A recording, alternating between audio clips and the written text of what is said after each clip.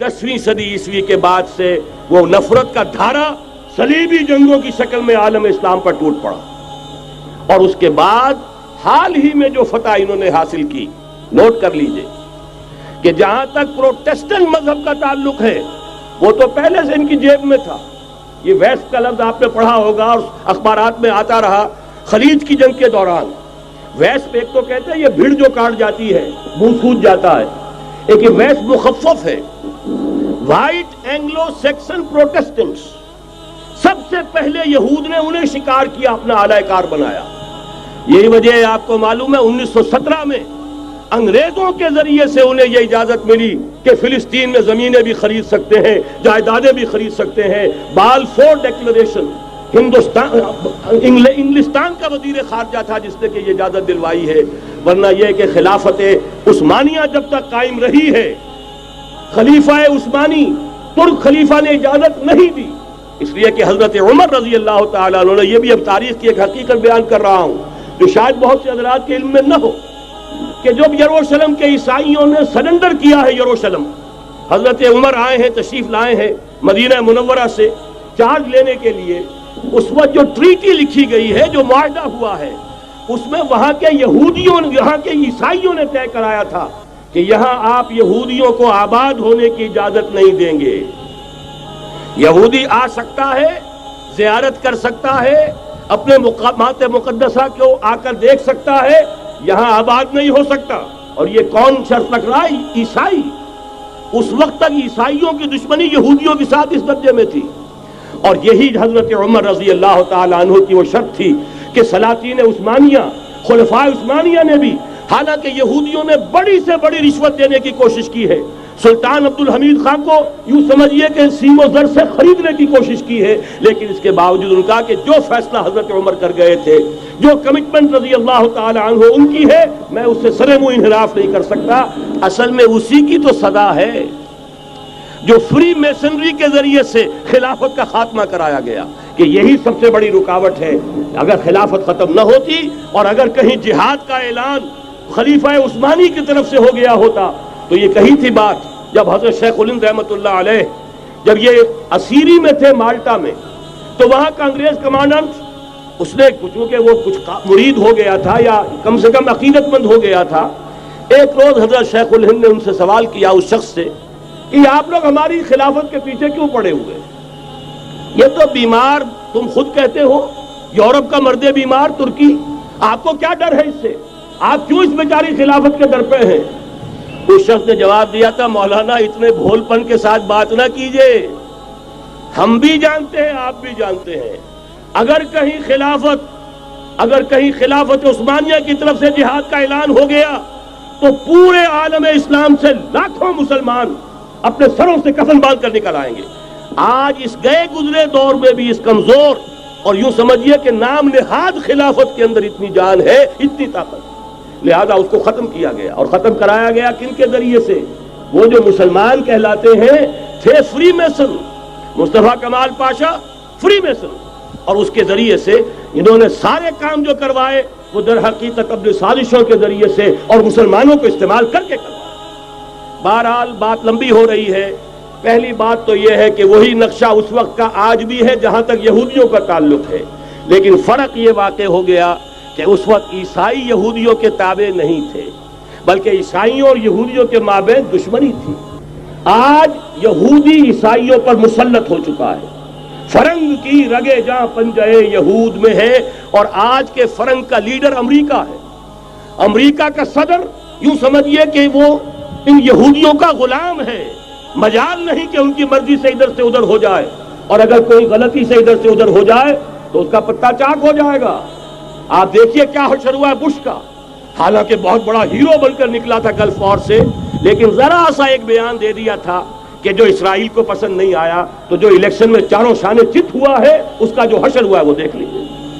तो पहली बात तो ये समझ लीजिए कि आज भी यहूदी, ये न्यू वर्ल्ड ऑर्डर है, न्यू वर्ल्ड ऑर्डर, और इसमें ईसाई दुनिया उसकी आलाकार है।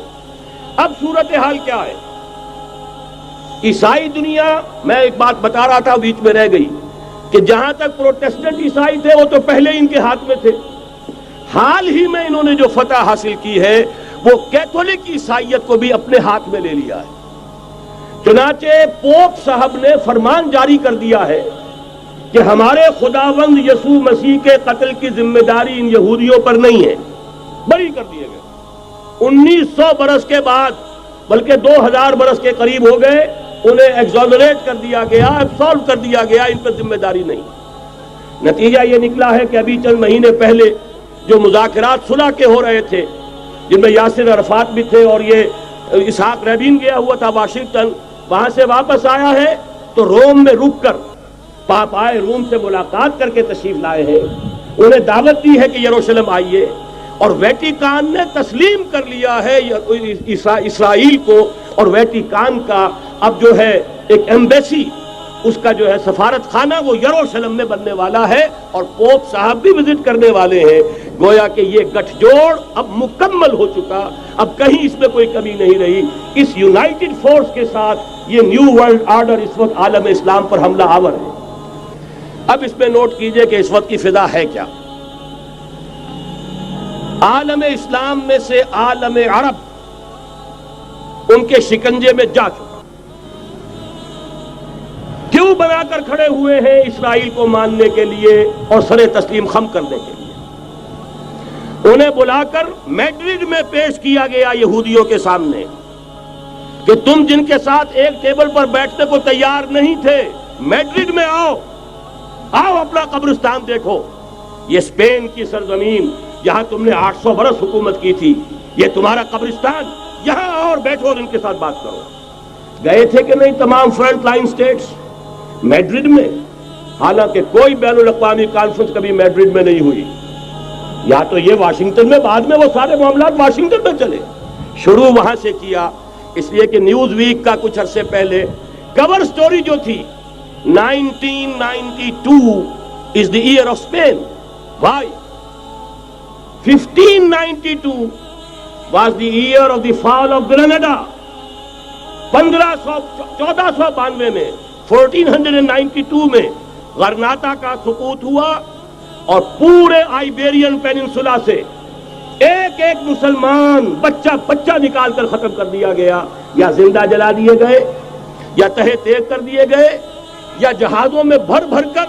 اور آپ کو معلوم ہے میڈیٹرینین کی حیثیت کیا ہے، خلیج ہے، ایک معمولی سی خلیج، ادھر سے اسپین کا ساحل قریب آ جاتا ہے، اسپین کے ساحل سے جہازوں میں بھرا اور نارتھ افریقہ کے ساحل کے اوپر پھینک کر آ گئے۔ پورے ہسپانیہ میں جہاں 800 برس مسلمان کی حکومت رہی، ایک بچہ بھی مسلمان نام کا موجود رہا۔ یہ تھا 1492، اور اب آیا تھا 1992۔ 1992 is the year of Spain۔ اسی لیے ورلڈ اولمپکس رکھے گئے، وہاں دلہن کی طرح سجایا گیا ہسپانیہ کو، اور بلایا گیا، طلب کیا گیا، سمن کیا گیا تمام دول عرب کو، آؤ یہاں بیٹھو، اور یہاں بیٹھ کر اپنے ان یہودی دشمنوں کے ساتھ مصالحت کی بات شروع کرو۔ بہرحال نوٹ کر لیجئے، عالم عرب جا چکا ہے۔ کوئی دن کی بات ہے، میں سنسنی پیدا نہیں کرنا چاہتا، لیکن حالات اور واقعات سے نگاہیں بند کرنا بھی کوئی دانش مندی کی بات نہیں ہے۔ یہ ایودھیا کی مسجد شہید کی گئی، ابھی یہ ایک بہت بڑا مزار جو ہے شہید کیا گیا، اور اس کے ساتھ کئی مسجدیں شہید کی گئی۔ یہ سب کیا ہے؟ یہ مسلمانوں کی نفس دیکھی جا رہی ہے کہ کوئی غیرت اور حمیت نام کی کوئی شے باقی ہے۔ جیسے علامہ اقبال نے وہ نظم لکھی تھی، عبد القادر روہیلا بڑا ظالم جفاجو کینہ پرور تھا، لیکن یہ کہ اس نے جو ایک ٹیسٹ لیا تھا کہ وہ جو عورتیں ہیں تیموری خاندان کی، ان میں کوئی رمق رہ گئی ہے؟ معلوم ہوا کہ نہیں، کہ غیرت نام تھا جس کا گئی تیمور کے گھر سے، ختم، غیرت نکل گئی۔ اسی طرح ایودھیا کی مسجد، اب چرار شریف، اور یہ کوئی دن کی بات ہے کہ اب مسجد اقصیٰ کا نمبر آیا کہ آیا، اس کے لیے پوری تیاریاں ہو چکی ہیں۔ یروشلم کا مشرقی حصہ خالی کرایا جا چکا ہے، اس کے اندر اب پورا تسلط یہودی کر رہے ہیں، یہاں تک کہ اب کے یاسر عرفات صاحب نے بھی کچھ نہ کچھ جو ہے احتجاج کی بات کی ہے، حالانکہ اب تک ہر بات مان کر منقار زیر پر تھا، لیکن یہ کہ ایک وقت آتا ہے آخر کار اسے بھی کچھ بولنا پڑ گیا ہے۔ لیکن یہودی اب پیچھے قدم ہٹانے والا نہیں ہے۔ ان کا تھرڈ ٹیمپل، تیسری مرتبہ ہیکل سلیمانی تعمیر ہونا ہے، نوٹ کر لیجئے، ان کے لیے وہ وہی کچھ ہے جو ہمارے لیے کعبہ ہے. ان کے لیے ہیکل سلیمانی بالکل وہی حیثیت رکھتا ہے جو ہمارے لیے کعبہ. وہ ہیکل سلیمانی ایک مرتبہ پہلے نبوکدنضر کے ہاتھوں مسمار ہوا، پھر سن 70 عیسوی میں ٹائٹس کے ہاتھوں مسمار ہوا. سن 70 کے بعد آج 1995 میں کتنے برس ہو گئے؟ پورے 1925 برس ہو گئے کہ ان کا کعبہ زمین بوس پڑا ہوا ہے. اب تک تو ان کا بس نہیں تھا، اب تو بس ہے کہ نہیں؟ اب ان کی حکومت ہے کہ نہیں؟ اب شاہ حسن ہو چاہے شاہ حسین، ان کے نوکر اور چاکر ہیں یا نہیں؟ اب انہیں ڈر کس کا ہے؟ لہذا کوئی دن کی بات ہے مسجد اقصی شہید ہوگی اور ٹیمپل کی تعمیر شروع ہوگی. یہ تو بہرحال ایک نقشہ ہے. اگلا نقشہ آپ کو بتانا چاہتا ہوں، ایک دوسری تصویر ہے. یہ تصویر ہے زمینی، ایک تصویر ہے آسمانی. وَمَكَرُوا وَمَكَرَ اللَّهُ وَاللَّهُ خَيْرُ الْمَاكِرِينَ. انہوں نے اپنی سی تدبیریں کی، اللہ نے اپنی تدبیر کی، اور ظاہر بات ہے اللہ کی تدبیر سے بہتر تدبیر کس کی ہوگی؟ چنانچہ یہودیوں کی سازشیں اس وقت بھی ناکام ہوئی تھی یا نہیں؟ ظاہر بات ہے جاء الحق وزهق الباطل ان الباطل کان زهوقا. لہذا یہ آیتیں دونوں اعلان کر رہی ہیں کہ یہودیوں کی سازشیں بالآخر ناکام ہوں گی اور دین حق کا بول بالا ہو کر رہے گا. یہ تو ان آیتوں سے ظاہر ہے. یریدون لیطفئوا نور اللہ بافواہہم واللہ متم نورہ ولو کرہ الکافرون. یریدون ان یطفئوا نور اللہ بافواہہم ویابى اللہ الا یتم نورہ ولو کرہ الکافرون.